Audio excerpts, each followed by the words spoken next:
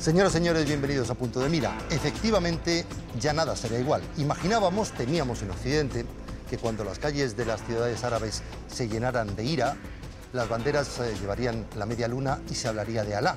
Y una vez más se demuestra que no les conocemos. No hablan de Dios, sino de libertad, de acabar con el silencio y con la corrupción. El verbo que más pronuncian estos días es el verbo querer. Y algunos, lo van a oír, dicen que lo que quieren simplemente es ser felices.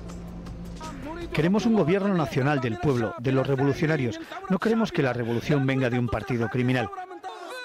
Queremos que el RCD se vaya, igual que hizo el dictador. Queremos paz, queremos estar tranquilos y ser felices. Este es un día de victoria para mí porque ahora puedo sentirme libre en mi país. Todos estos hombres y mujeres que ve son libres porque han tomado parte en la revolución. Hemos estado durmiendo durante 30 años y ahora por fin hemos despertado. Ahora miramos con esperanza a nuestro futuro. Queremos que se nos trate como seres humanos, es lo único que pedimos. Queríamos que Hosni Mubarak se marchase porque era un opresor. Deberíamos juzgarle junto con otros dictadores por todas las fechorías que han hecho contra nuestro país. Queremos algo nuevo, queremos libertad, como todo el mundo. Queremos nuestros derechos, todo. Nosotros necesitamos unas elecciones libres, establecer la paz, tener una democracia, la legalidad, un parlamento verdadero. El pasado 17 de diciembre, Ayub, un joven licenciado en paro, se quema a lo bonzo. El motivo, el maltrato que sufre por parte de la policía por carecer de permiso para ganarse la vida con un puesto callejero. Su muerte días después desencadena una revuelta que acaba derribando a uno de los regímenes más estables del Magreb. Ayub, ahora símbolo para millones de jóvenes sin perspectivas, ha supuesto un terremoto para toda una región marcada por el autoritarismo. Regímenes respaldados por poderosos ejércitos. En el norte de África y en Oriente Próximo predominan gobiernos que, aunque corruptos y dictatoriales, se han ganado el favor de Occidente por motivos económicos y sobre todo por su lucha contra el integrismo islámico. Y entonces comenzó todo. Hoy en Punto de Mira intentaremos comprender mejor qué ha movido a millones de ciudadanos de Túnez, de Egipto, de Libia, pero también de Yemen, de Argelia o de Marruecos, para acabar, en algunos casos, de forma tan contundente, con regímenes que parecían tan sólidos. No queremos adivinar qué pasará en los próximos días, sino desvelar la razón por la que han ocurrido las cosas. ¿Por qué ahora sí y no antes? ¿Cómo es el estándar de democracia que buscan ellos? ¿Qué nos habíamos perdido en Occidente para no haber previsto nada de esto? Y en la reflexión me acompañan hoy dos voces más que autorizadas. Cristina Manzano es directora de la revista Foreign Policy y subdirectora general de FRIDE, la Fundación para las Relaciones Internacionales y el Diálogo Exterior, un think tank especialmente activo en los últimos años. Y Ahmed Yassi, palestino, es director de Red Mundo Árabe, un foro de pensamiento que lleva años ayudando a quienes quieran conocer mejor la realidad árabe. Pues bienvenidos a ambos. Muchas gracias. Para abrir boca, ¿qué sensación tienen ustedes con esto que está ocurriendo? ¿Es una sensación de esperanza, de escepticismo? ¿Está siendo, digamos, una muestra de que los pueblos árabes tienen su capacidad de rebeldía intacta? Sí, porque hacía mucho que no se veía la capacidad de rebeldía actuar. Para mí sí es una situación de esperanza, porque salir de regímenes autoritarios, dictatoriales, etcétera, siempre lo es, pero hay que ver cómo se desarrollan los acontecimientos, evidentemente, y qué es lo que pide el pueblo. Sobre todo creo que lo importante es saber escuchar, cosa que en Occidente no hemos estado haciendo en los últimos años. De eso vamos a hablar. Yo pienso que el mundo árabe vive un momento histórico. Es cierto que, por ejemplo, en la primera mitad del siglo pasado hubo mucho movimiento parecido. Y ahora estamos volviendo a otra, digamos, oleada de movimientos civiles que reclaman estar lo que es la normalidad. Creo que el mundo árabe, el Estado árabe contemporáneo ya tiene una población que ha madurado y está reclamando estar en la modernidad. ¿Y qué nos hemos perdido en Occidente? Planteábamos la pregunta antes de empezar el programa. ¿Qué nos hemos perdido en Occidente para no habernos dado cuenta de lo que se avecinaba? ¿Es la muestra de nuestro absoluto desconocimiento de lo árabe? Bueno, no solo de lo árabe, yo soy sumamente crítica con el papel que todo lo que pasa afuera tiene en nuestras sociedades, en la europea en general y en la española en particular. Hay otros países europeos mucho más volcados a querer saber y comprender qué pasa en otros lugares, pero desde luego España vive totalmente al margen. Entonces nos hemos perdido esto como nos podríamos haber perdido cualquier cosa, porque nos estamos mirando hacia adentro continuamente. Al ombligo. Yo pienso que prácticamente casi en todas partes, no solo el mundo árabe, también que hemos dado una imagen etnocéntrica. Intentamos crear interpretaciones sobre el otro a partir de la superficie, de las imágenes exteriores, dentro de lo que es el orientalismo, ¿no? El orientalismo. Y eso realmente nos ha descolocado a nivel informativo, que de repente no es la imagen que corresponde. Es como si tuviéramos que hacer autocrítica, ¿no? Tenemos que hacer autocrítica, porque estábamos enfocando la cámara en otro punto, ¿no? Estamos hablando de islamismo, de islam, de tal, y resulta que la realidad es otra. Sí, desde luego claro. Pero, por eso queremos abrir el programa con esos testimonios de la gente en las calles hablando de todo menos del Islam. En todo caso, antes de entrar en materia, quiero hacerles la pregunta de urgencia. ¿Cómo entendería el pueblo libio una eventual acción armada por parte de Estados Unidos?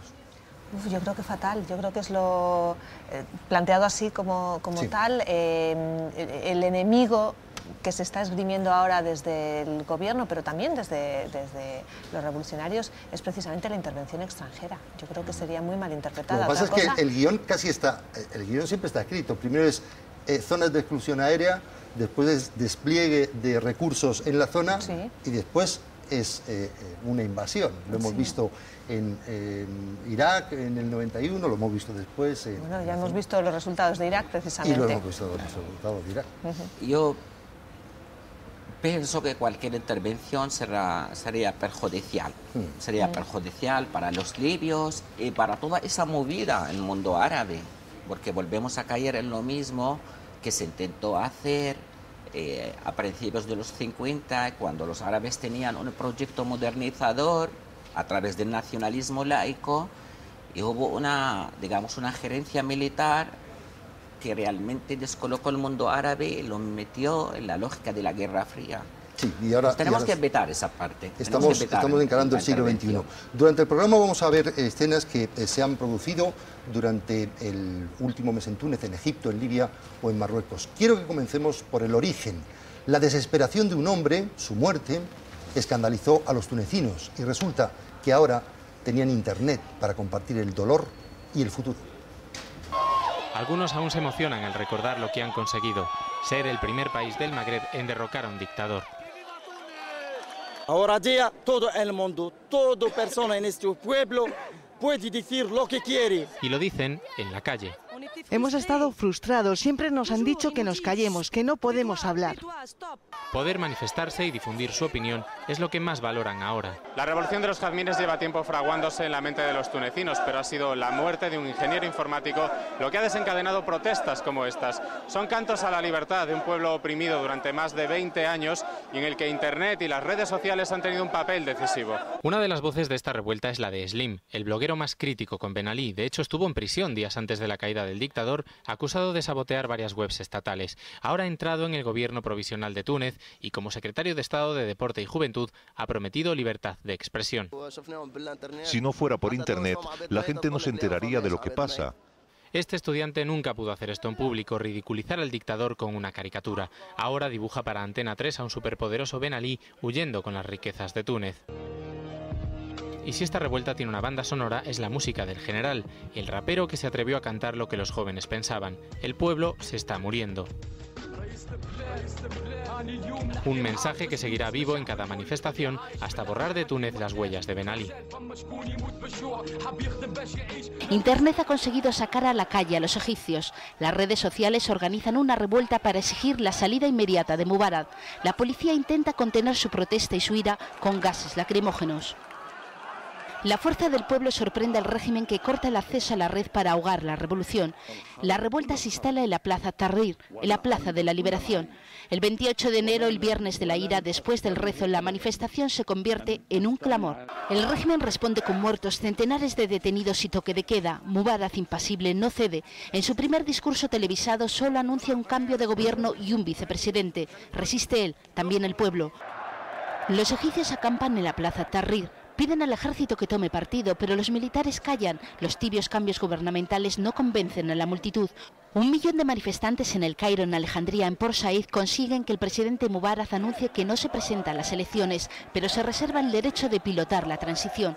El 2 de febrero, seguidores de Mubarak y agentes secretos irrumpen en una plaza que cantaba libertad. Con palos montados en caballos y camellos comienza la represión. El presidente se atrinchera, los manifestantes también. Vídeos como este difundidos en la red demuestran la represión. La multitud se enfurece. La resistencia de un pueblo, su empeño, su tesón, ha conseguido el triunfo de su revolución.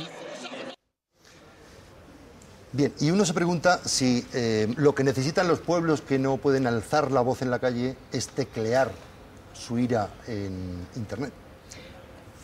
Internet está siendo un factor amplificador, igual que lo han sido los móviles y todas las nuevas tecnologías, pero la base está en otro lugar, evidentemente. Claro, la revolución no es la revolución gracias a Internet, no.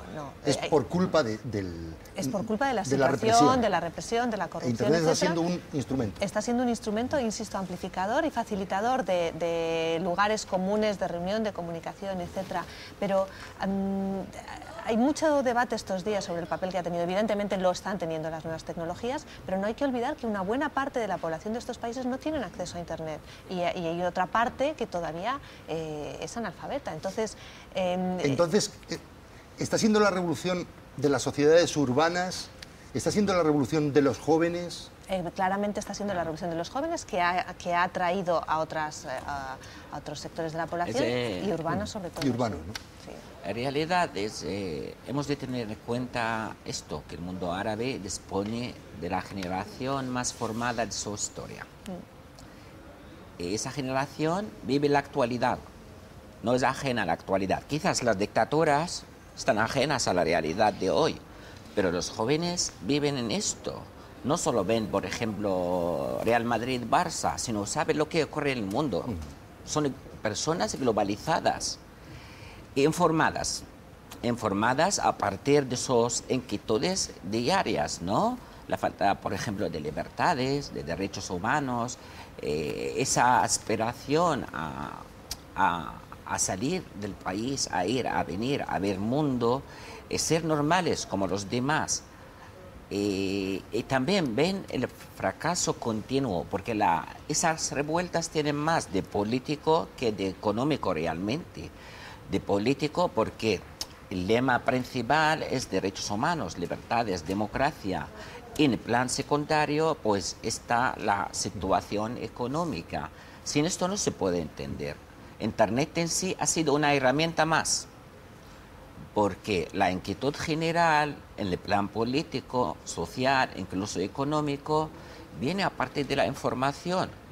Realmente en el mundo árabe, lejos del sistema oficial de información, las televisiones estatales del gobierno, esos no cuentan. Los árabes pues disponen de lo que es los canales, las cadenas vía satélite, que realmente tienen un margen de independencia importante, o mejor dicho, no están obligadas a tener lealtades puntuales hacia determinados gobiernos. Ya, y hay un asunto más. Seríamos muy ingenuos si seguimos pensando que detrás de esto que está ocurriendo no hay nada, no hay intereses islamistas o no.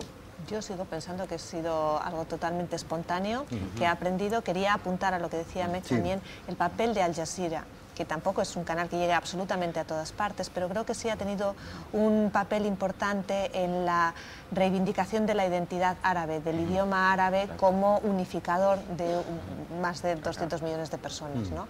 Yo sigo pensando que son revueltas espontáneas, que evidentemente tienen que ir surgiendo grupos organizados que traten de canalizar todo eso, exactamente, y creo que eso además es positivo, dado que por la propia naturaleza de todos estos regímenes, esos grupos organizados no existen. existían. La sociedad civil era muy débil o no existente, como en el caso de Libia. En todo caso, cuanto más espontáneo, más esperanzador. Insisto, todo depende de cómo se acabe canalizando. Yo creo que inicialmente sí. O sea, pensar que no hay esos oscuros intereses islamistas que nos han querido vender algunos, yo creo que es muy positivo. ¿Cabe pensar que esto es solo el principio? Que estas revoluciones se van a seguir extendiendo a lo largo de los meses o de los años por otros países árabes?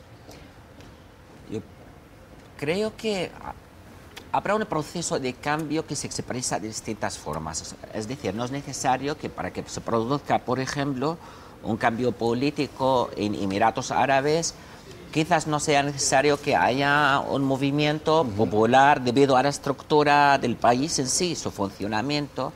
Quizás no sea necesario que haya un movimiento popular masivo reclamando la marcha de la familia gobernante, por ejemplo. Pero sí, esos regímenes ya empiezan a pensar seriamente que el modelo que tienen ya es un modelo caducado y habría que pensar en otras formas de gobierno, en abrirse, en aperturas. Bueno. Se puede haber un efecto que se exprese de maneras distintas. Sí. Bien, pues yo estoy seguro de que muchos de ustedes, como por supuesto nuestros dos invitados, conocen al profesor Martínez Montávez, que es uno de los arabistas más destacados del mundo. Quiero que escuchen una reflexión sobre por qué durante siglos las sociedades árabes han sido menos críticas con el estado de cosas que les planteaban sus dirigentes.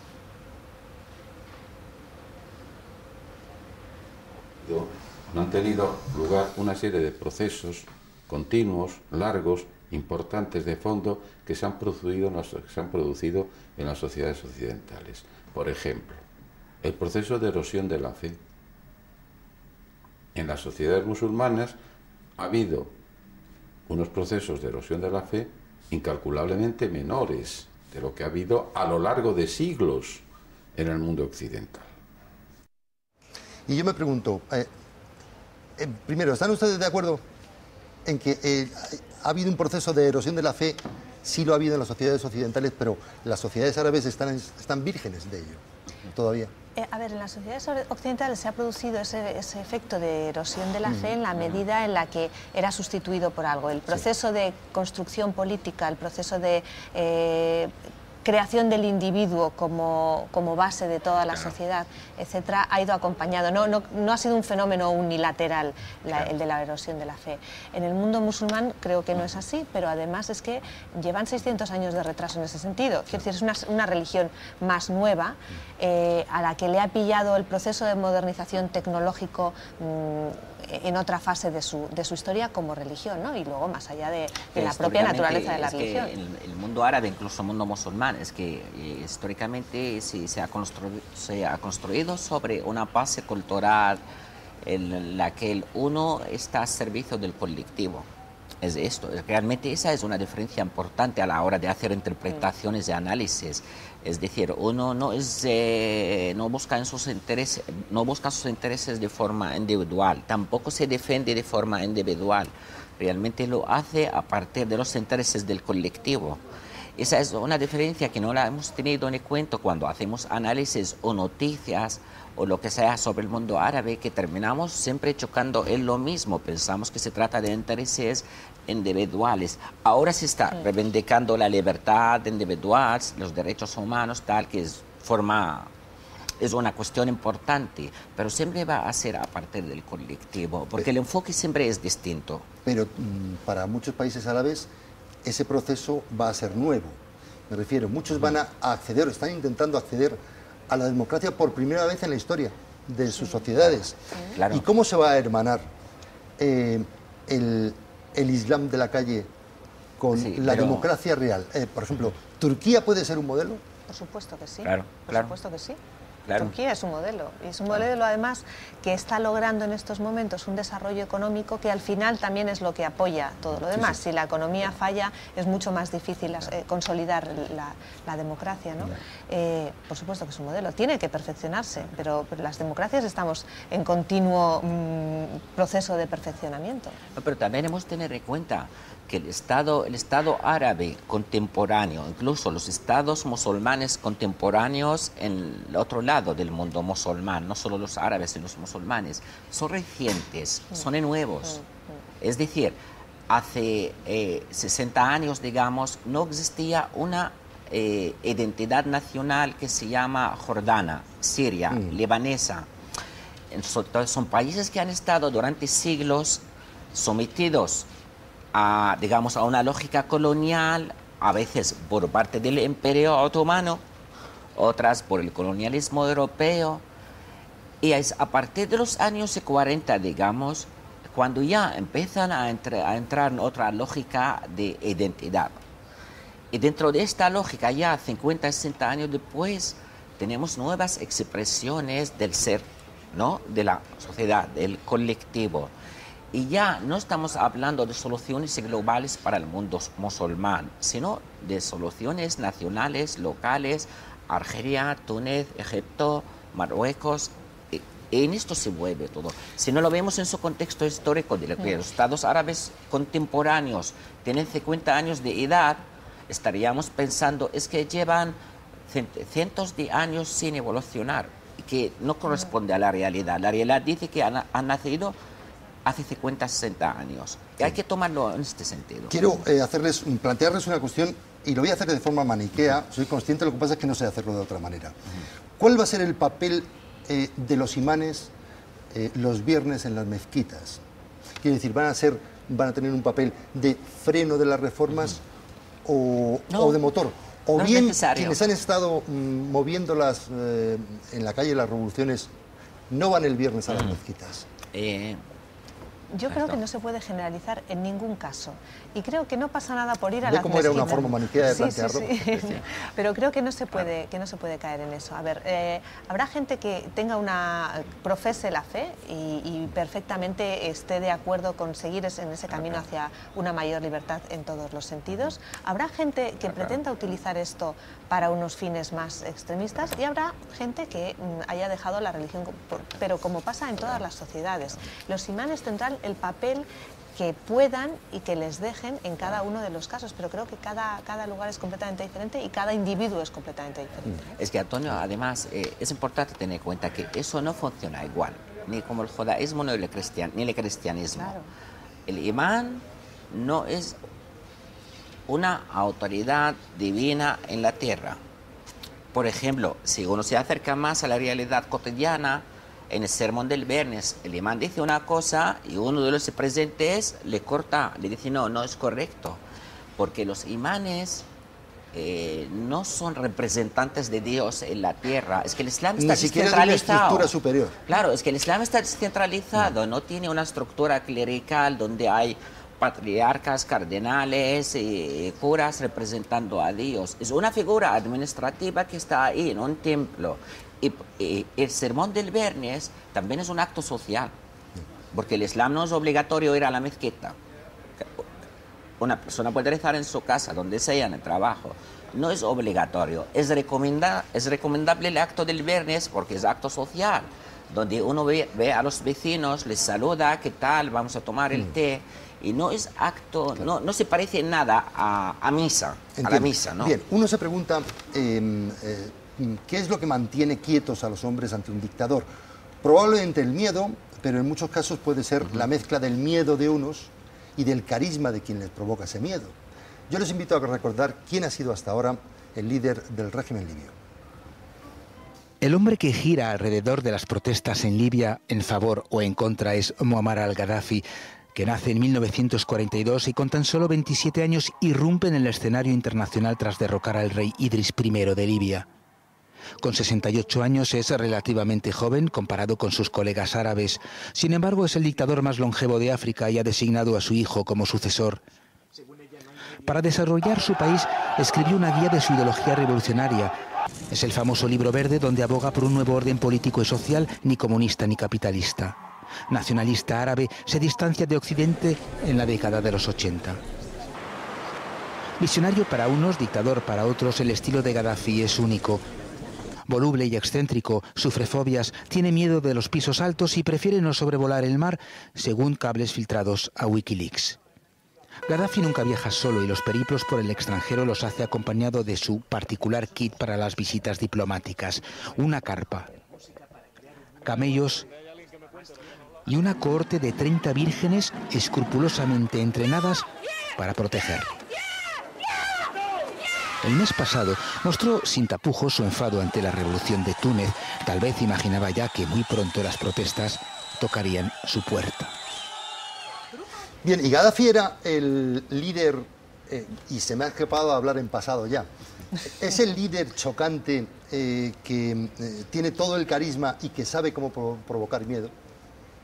No, es que realmente no cala su discurso. Siempre se hace incluso bromas, chistes sobre su figura, porque se le mira como excéntrico, raro. Incluso los árabes mismos, los libios. Yo estuve hace bastante tiempo en Libia. Los libios mismos, es que hablan de él de broma, eso va de broma. Ya.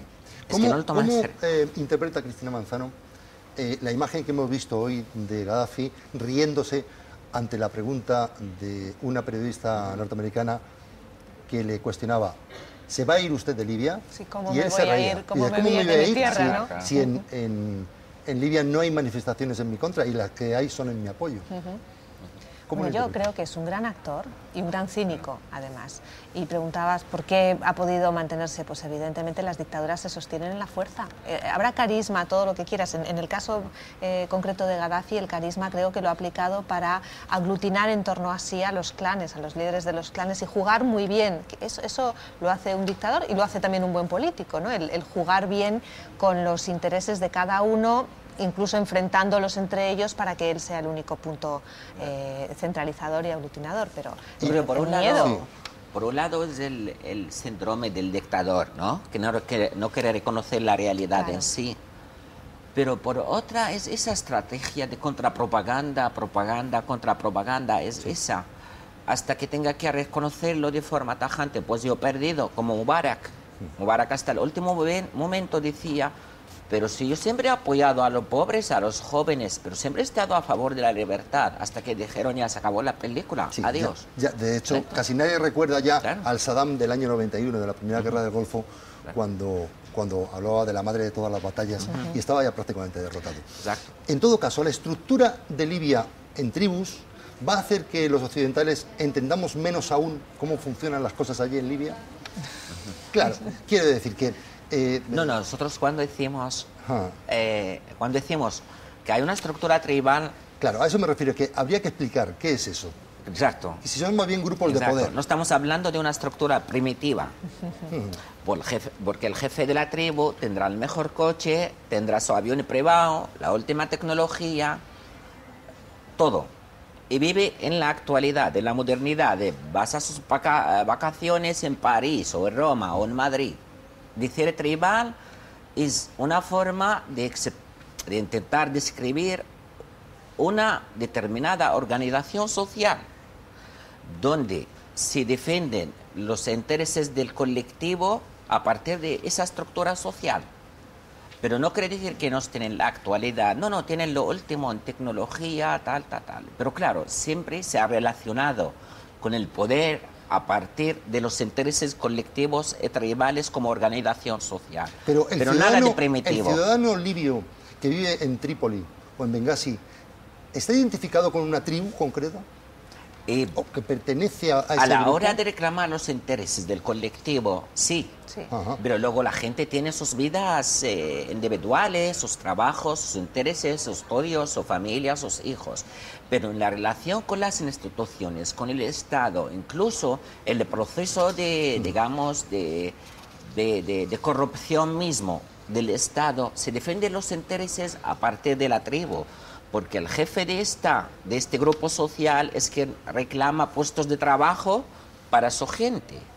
Por eso decimos, por ejemplo, había una tribu que era la que facilitaba, proveía, digamos, a soldados al ejército, porque el jefe de ese grupo social pensaba o cree que es una fórmula de ganar poder en el Estado mandando soldados, hijos de la tribu, al ejército. Los hijos de esta tribu piensan que el jefe le están dando puestos de trabajo en el sector público. Es esta relación de intereses. Pero más allá de eso, en la vida cotidiana del día a día, cada uno tiene su vida. No viven con cameos, no. Viven la normalidad. Hay una paradoja. Gaddafi es un dictador que se ha reinventado varias veces de cara al exterior, pero pregunto, no de cara al interior. Quiero decir, hemos conocido al Gaddafi de Lockerbie y hemos conocido al Gaddafi que abrazaba a sus hermanos occidentales y que ponía su jaima en el Palacio del Pardo en Madrid. Yo creo que de cara al interior también se ha reinventado. Sí. Cada uno de esos procesos ha ido acompañado con ese elemento propagandístico con interno. Una nueva actitud. Sí, y ha ido cambiando el discurso. En un momento dado el mundo occidental nos odia, está contra nosotros, nos bombardea, estamos sufriendo esto y ahora vamos a darle la vuelta para demostrarles que no somos merecedores de tal cosa. Siguen siendo el enemigo, pero nosotros no. Yo creo que va en paralelo una cosa y otra. Pues y mientras ocurren las cosas de las que estamos hablando, en Europa, muy especialmente en Francia y en España, se mira de reojo a Marruecos, quizá el régimen más consolidado, el más pro-occidental de la región. Allí se ha movido poco la protesta, pero se han dado señales. Hace unas semanas, algunos se atrevieron a hablar en voz alta y a plena luz del día. Con el grito del pueblo quiere cambios, miles de manifestantes han unido sus voces en Rabat para mandar un mensaje unánime al gobierno. Decimos no a este régimen corrupto, estamos hartos de falsas promesas, queremos hechos, no palabras. El nombre de Mohamed VI no se menciona, pero sí se ven pancartas contra la figura del rey, como esta, dictador, fuera. Queremos una monarquía parlamentaria, dice esta mujer. Queremos independencia de la justicia. Esta marcha es contra todos los gobernantes que oprimen al pueblo. Tenemos un sistema y una constitución de la Edad Media. Los regímenes como este, que dan el poder solo a una persona, van directos al fracaso. Estos jóvenes están demostrando que son fuertes y pueden acabar con el sistema. Y mi pregunta es, ¿a Estados Unidos y a Europa les interesa que en concreto en Marruecos las cosas más bien sigan como están? Sí. Sí, ¿no? Sí. A ver, yo creo que al mundo le interesa que este proceso salga bien, entre comillas. Y salga bien quiere decir que se establezcan unos periodos de transición que lleven hacia regímenes democráticos. Eso es lo ideal para Occidente. No sé si es lo ideal para el mundo árabe. Yo siempre soy muy cauta a la hora de aplicar nuestra forma de pensar en todas las otras realidades. Marruecos no va mal para el resto del mundo, ni siquiera para muchos marroquíes va mal. Es un país que ha crecido en los últimos años a una media del 5, un 6%. Han tenido buenas condiciones climatológicas, lo que ha favorecido también la agricultura, pero hay un desarrollo económico. Las manifestaciones del otro día fueron autorizadas, no hubo una oposición. O sea, siempre hay vándalos, siempre hay gente que... Pero es otro punto de partida. Lo que deberíamos hacer, y sobre todo la Unión Europea, es apoyar a Marruecos e impulsar a Marruecos para que desde dentro comiencen las reformas. Pero no les da vergüenza como europeos, a mí sí, en la actitud que la Unión Europea ha tenido desde el principio, está teniendo con respecto a las revoluciones que se están dando, esa actitud de silencio, de miedo, de que casi mejor que no se mueva nada. Bueno, es que ahí vuelven a equivocarse. Realmente lo ideal, si la Unión Europea, no solo la Unión Europea, sino todo Occidente, si quisieran mantener sus intereses tal como están, que estén mejor garantizados y defendidos, es que lo correcto sería apoyar ese movimiento, porque está ya demostrable que hay un cambio, que nada va a seguir igual. Bien, pues nos quedan un par de minutos, pero quiero que volvamos 30 segundos a escuchar al profesor arabista Martínez Montávez. En este caso, toca una de las claves, yo creo que de las claves de la actitud de Occidente con respecto a lo que está ocurriendo en el mundo árabe.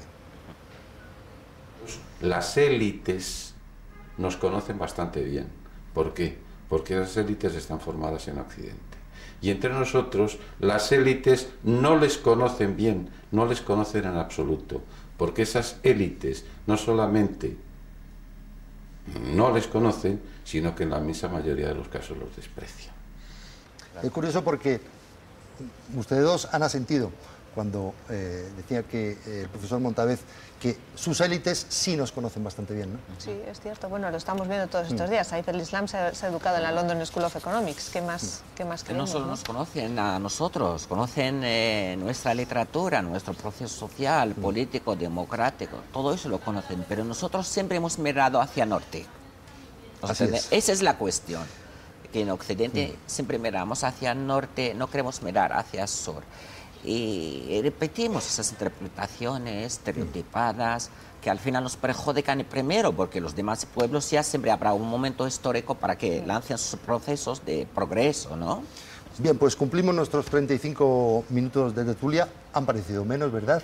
En todo caso, Cristina Manzano, Ahmed y Yassi, gracias por ayudarnos a comprender mejor eso que tenemos tan cerca y que casi siempre sentimos tan lejos. Gracias y suerte. Gracias. Nosotros terminamos aquí. Saben que pueden enviar cualquier consulta o sugerencia a la dirección de correo electrónico que aparece en sus pantallas. Personalmente siempre he creído que la libertad lo es de verdad cuando deja de ser un privilegio y se convierte en un hábito. Por eso me apunto a lo que Don Quijote le dijo un día a Sancho. Por la libertad, así como por la honra, se puede y se debe aventurar la vida. Gracias y hasta la semana que viene.